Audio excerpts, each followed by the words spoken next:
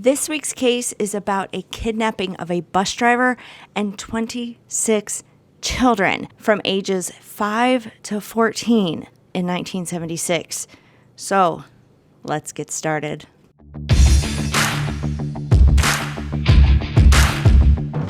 Hello, everyone, and welcome to my channel. My name is Brandy, and it's time for a true crime case, mystery, or paranormal story with one or more of my fabulous felines. If you're a returning subscriber, welcome back, my feline friends, and a big shout out to my feline fans for helping support this channel. So today we are going to start out in a summer day in July of 1976 in Chowchilla, California.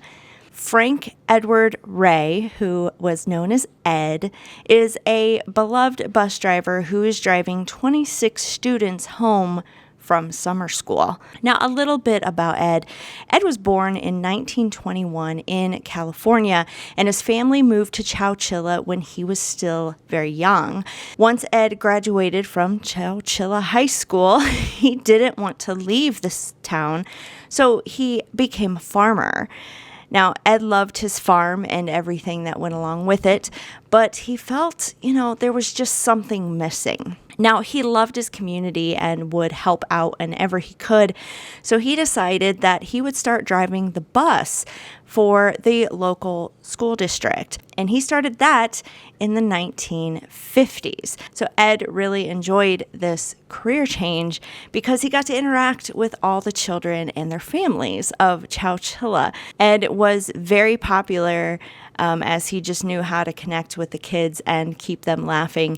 And the children just loved Ed and looked forward to seeing him every day. So back to the summer in July in 1976, Ed is driving 19 girls and 7 boys home that day in July before he makes his first stop to drop the first child off. He sees a van stopped ahead in the road, and it's like blocking traffic.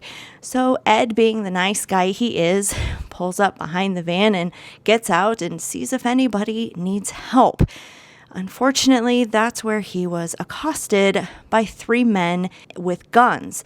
They were wearing nylon stockings over their face, and they were ordering him to get back on the bus. So they forced Ed back on the bus and actually sat him in one of the front seats of the bus. And then a second man got on the bus and got behind the wheel and started driving the bus. The third man actually got back into the van that was blocking the road, let the bus pass, and then started following to its unknown destination at this point. During the drive, Ed kept quiet, but, kept calm and smiled at the children so they, would stay calm and not be scared themselves. Now, many of the younger children didn't understand the situation that they were in was actually very dangerous.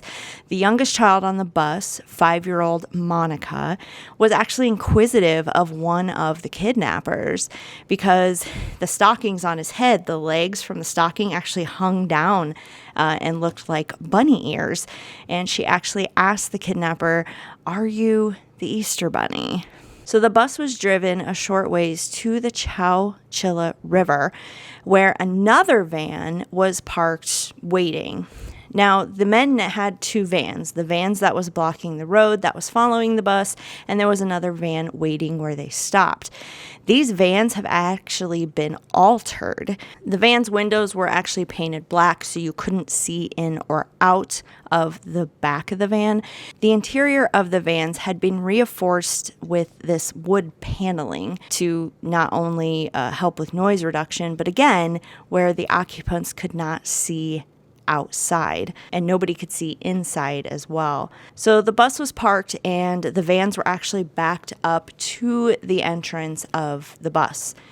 And the kids were made to load into both vans. They were split, and they had to actually jump from the bus into the back of the vans, and this was to avoid showing any footprints in the mud beside the river. Now, Ed made a note just to check his watch once everyone was loaded up into the van and the van started moving, and he noted that it was almost 4:30 p.m. Now, this was about the time that kids should have been getting home and getting off the bus to their families.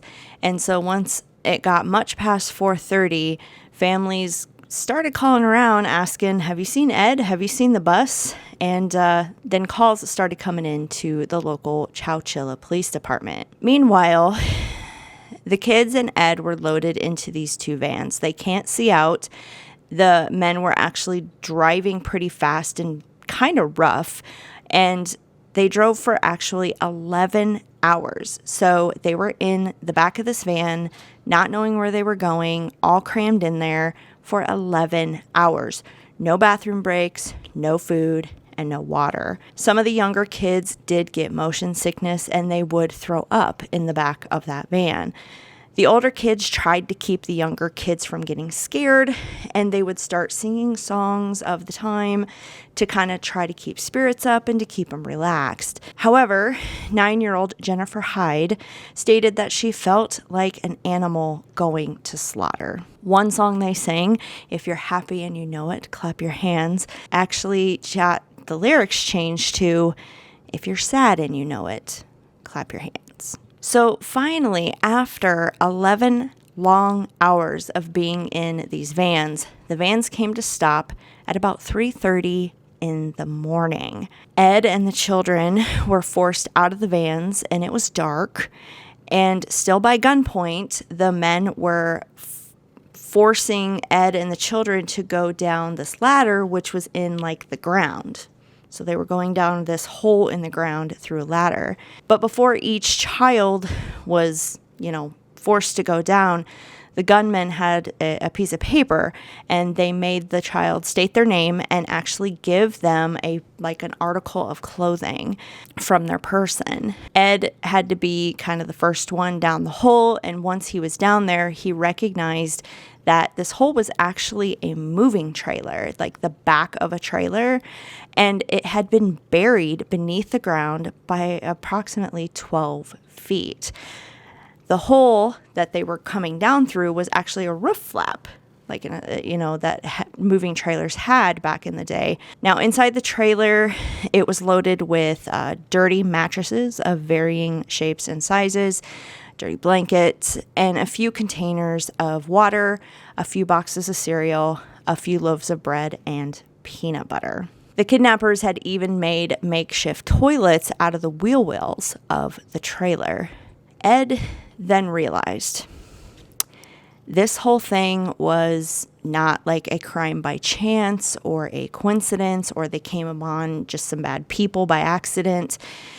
This whole thing was a planned abduction, and whoever was doing this had actually put a lot of planning into it. He also was scared because he had no idea how long the kidnappers planned to keep the children in this trailer, but it was obviously days or even longer. Now, there was some makeshift kind of air ducts going into the trailer, but it was, a pretty shoddy do-it-yourself job, so they provided very little ventilation. As the last child was put down the ladder into the trailer, the roof flap was then closed, and they all listened in horror as they hear the kidnappers putting dirt on top of the roof flap. They were burying the trailer so it could not be found.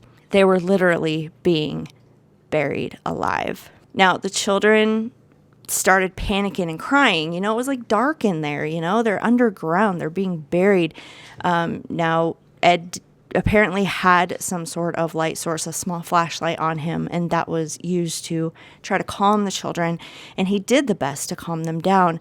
But in the end, after so much time, he ended up crying along with the children as he just didn't know what to do. Ed's main fear was that the moving trailer's roof would not be able to hold the dirt that they had put on top of it, and would eventually cave in and crush them. Now, after some time of people panicking and crying and everything settled down a little bit, the oldest child, who was actually 14-year-old Mike Marshall, he had suddenly stood up and he stated loudly, he was not going to die here and that they needed to do something. And he started looking around for an escape route or just a way to at least try to get out, maybe even if he could get his hand out and wave, that somebody would see them buried in this trailer. That made Ed kind of snap back to reality and be like, okay, yes, we got to do this.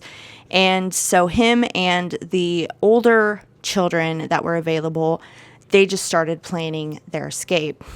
Now, they soon realized that the only way out of this trailer was through the roof flap because this trailer was buried into the ground. So even if they were able to open the back of the trailer, it was just dirt. So they ended up stacking mattresses that were in the trailer up until Ed and the group of older boys could actually reach the roof flap. They tried to open it but couldn't, and we knew there was dirt buried on it, right? But it was like extra heavy, and there should have been only a couple inches of dirt on it. What they realized by kind of just, deducting how the weight was and how they can kind of open the roof flap, but it couldn't really, couldn't get it all the way open, was that there was a metal plate that was actually put on top of the roof flap to weigh it down and then put dirt on top of it. Now, there were these wooden boards inside the trailer for whatever reason. The kidnappers probably just didn't, get it all out when they put all this crap in there. And the boys would use those boards to kind of try to push and, dislodge this metal plate so they can open that roof flap. Now, everyone would try for hours to push as much as they could, and it just wouldn't move. And that's when Ed realized that the metal plate wasn't the only thing weighing down the roof flap, that something else besides dirt was weighing it down too. Now, what they would find out later was that the kidnappers had actually put 2 100-pound tractor batteries on top of the metal plate to prevent escape. Now, this did not deter Ed and the boys, however. They knew they had to get out. So they continued for hours trying to work and move this weight off so the roof flap could at least open enough for one of the boys to shimmy out. The problem was, though, is that it's California. It's in July in the middle of summer. The children are in a buried moving trailer with very little air circulation, and it's hot. Ed and the boys were succumbing to heat exhaustion and then therefore sore muscles, tiredness. Plus, no one had eaten anything for about a day, so, it was taking its toll. Now, the other children would take the water from the water bottles and would pour it over Ed's head and the other boys' head that was helping to try to cool them down and keep them from passing out. After all, they were pretty much their only hope at this point. Now, while they were resting, to Ed's horror, the roof did start buckling from the weight that was put on top of this trailer, and he felt that they actually had very little time. They were either going to be crushed or they were going to suffocate in the heat. Now, Ed told the boys, okay, they all needed to try one more time. And with one well-organized effort, they were able to actually move the metal plate enough, which then kind of knocked one of the batteries off to the side. And they were able to, the dirt kind of spilled off the roof a little bit, so they were able to get the roof flap open enough for the oldest boy, Mike Marshall, to squeeze out of it. Once Mike was out, did what he could to move the other battery, and then dug out all of things so the roof flap could open completely. Once the hole was clear, Ed lifted each child one by one out of the trailer. Once all the children were out, Ed then climbed on top of the mattresses, and the children helped pull him out as well. Everyone was finally out and free of the trailer. Now, Ed instinctively checked his watch, and it had been about 28 hours since their abduction. They spent 11 hours in transport to this buried trailer, and they spent 16 hours inside the trailer trying to get out. So Ed looked around trying to figure out where they were. Now, when Ed kind of looked around, he realized they were in a quarry. And he noticed that on the far side of the quarry, there was a guard shack. So Ed rounded up the children after kind of resting, and they headed towards the guard shack, who they did end up running into one of the night guards. The night guard was very confused and shocked to see a grown man and 26 children walking towards him from inside the quarry.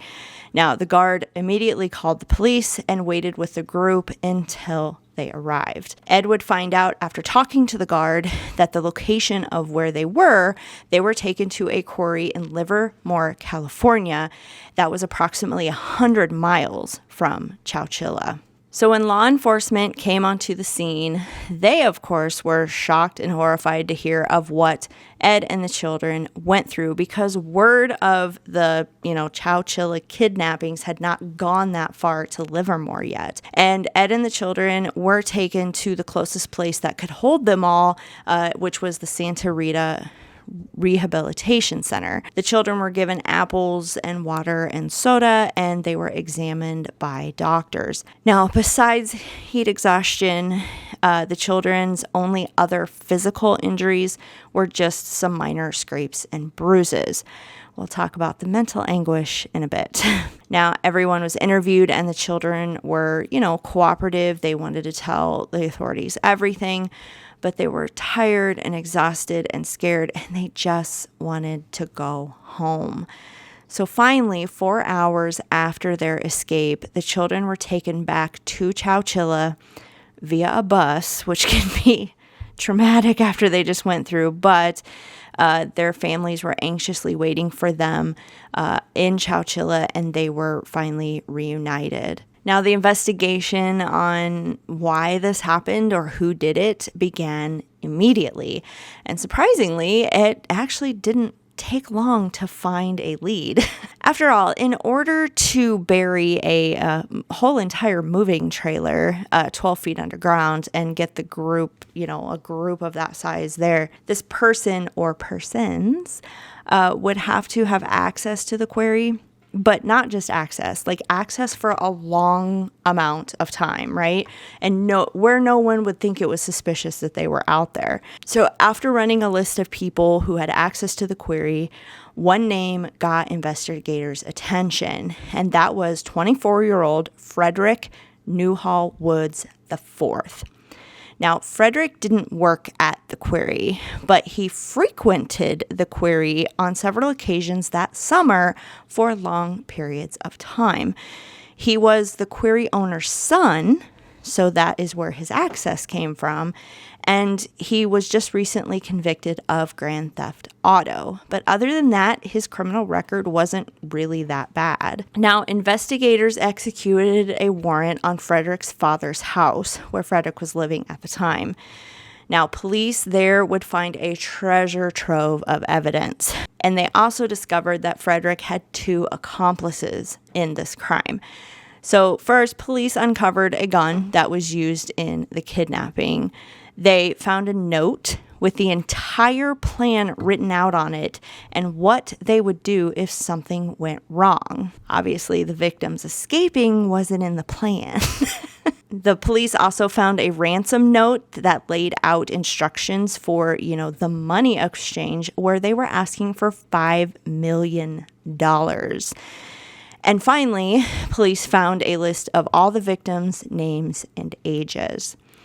Now, Frederick's accomplices ended up being 2 of his friends, and they were brothers, 24-year-old James Schoenfeld and 22-year-old Richard Schoenfeld. Now, Frederick, James, and Richard had just all been recently convicted of grand theft auto, but they were only sentenced to probation. So it's like they went to grand theft auto to kidnapping and ransom, which was one heck of a jump. Now, all 3 of these men were from prominent, wealthy families in the area. So there was a question as to why would the men do this if their family had money? But it would take a while to actually ask the men, because unfortunately, by the time they figured out who did this, all 3 men had fled. So police are looking for these 3 men, put out APBs, what have you. Now, 8 days after the kidnapping,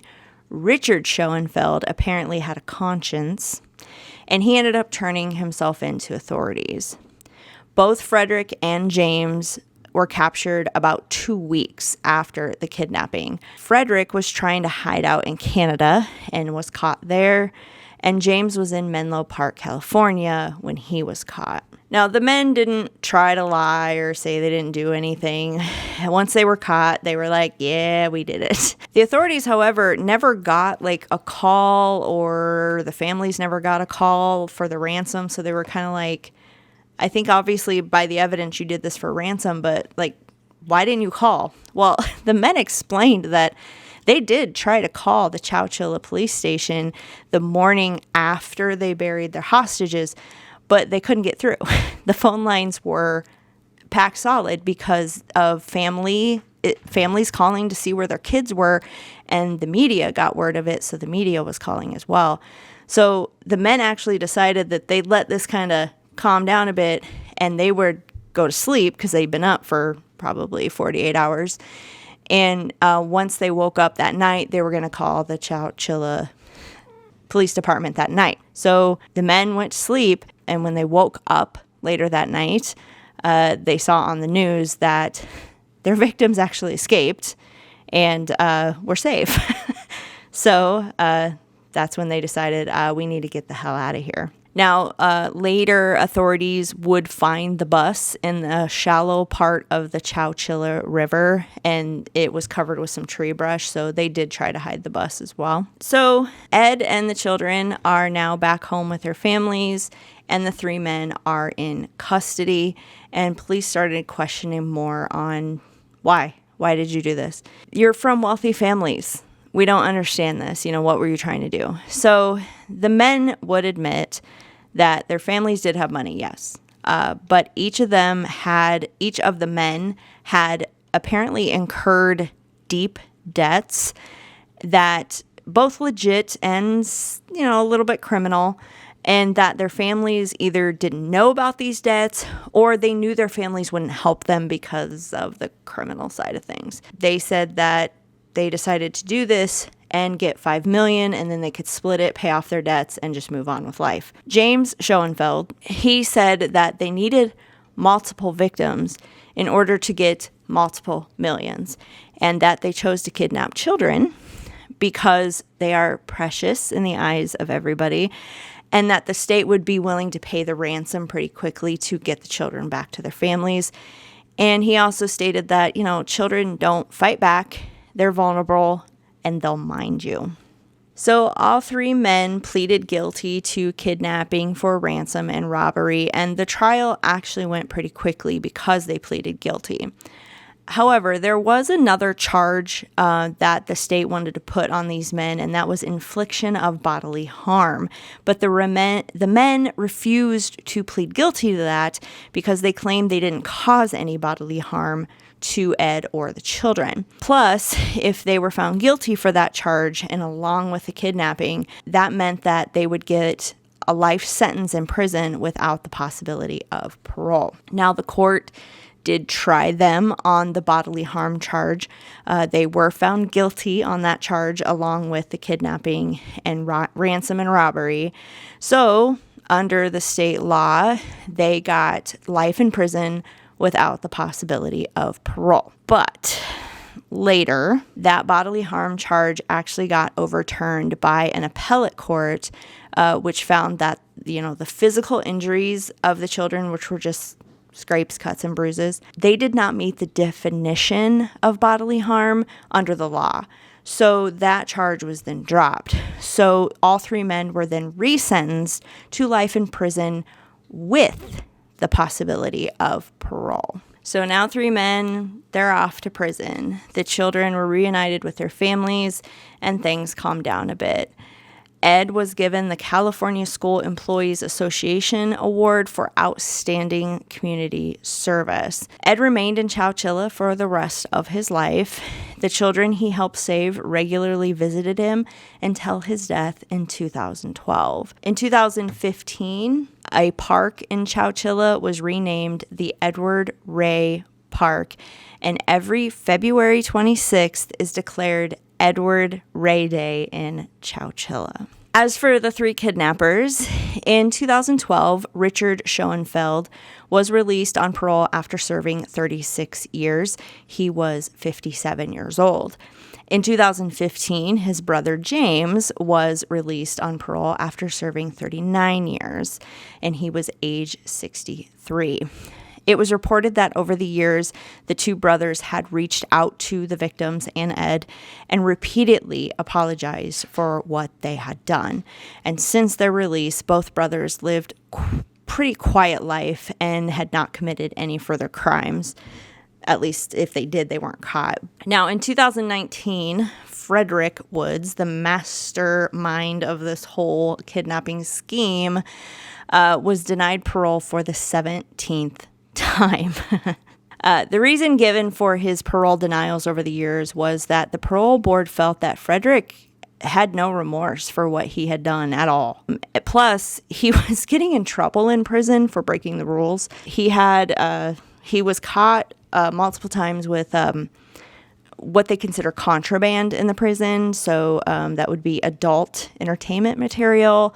He would have people smuggle cell phones in for him. Yeah, he was getting in trouble for that too. So his parole kept getting denied. And then also in 2016, the authorities in the prison found out that Frederick was running multiple businesses from the jail. Now, this isn't illegal or anything, but in order to, run a business or businesses, you have to get permission from the authorities to do that, and he didn't do that. So he got in trouble for that as well.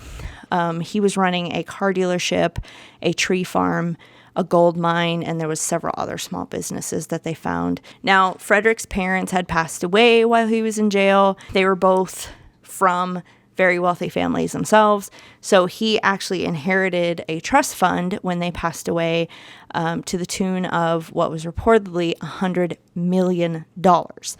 Although Frederick's lawyer stated that it was nowhere near that amount. In 2016, the surviving victims settled a lawsuit against the kidnappers, but mainly Frederick. The victims received an undisclosed amount of money, and it was actually taken directly from Frederick's trust fund. Now, one survivor stated that the money was enough to pay for some, serious therapy, but it wasn't enough to buy a house. So it gives you kind of some idea what they got. Frederick had also been married 3 times while he was in jail, serving his sentence. Married 3 times, divorced 3 times. And he purchased a mansion about 30 minutes away from the prison that was worth $1.5 million. In March of 2022, the parole board finally did recommend giving Frederick parole. For good or bad, that's what happened. But there was a condition that the legal division and the California governor, Gavin Newsom, would have to sign off on it. Now, Governor Newsom couldn't outright just deny it. He didn't necessarily agree with it, but he did ask the parole board to kind of reconsider whether they should let him go or not. And the board did take it back and they reconsidered, but the decision still stood that they recommended him for parole. So Frederick was released from prison in October of 2022 at age 70.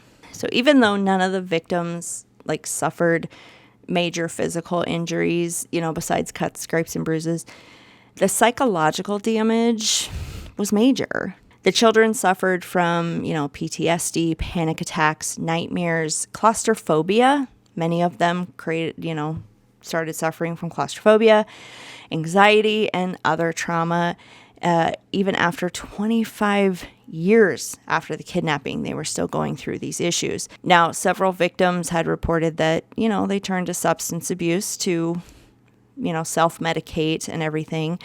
Now, Mike Marshall, that oldest 14-year-old boy that was able to climb out and everything, he said he had a drug problem, but has since gotten sober, and he has an emotional support dog that has helped him tremendously through the years. One of the children suffered anxiety so bad as an adult that a tourist was driving through town and their car had broken down right in front of his house. He came out of his house and he was so paranoid that this guy had faked this car breaking down in front of his house because the van broke down, and that he pulled a BB gun and he shot the tourist with a BB gun. It was a BB gun, so there wasn't any major trauma, but, he had to pay a fine for that.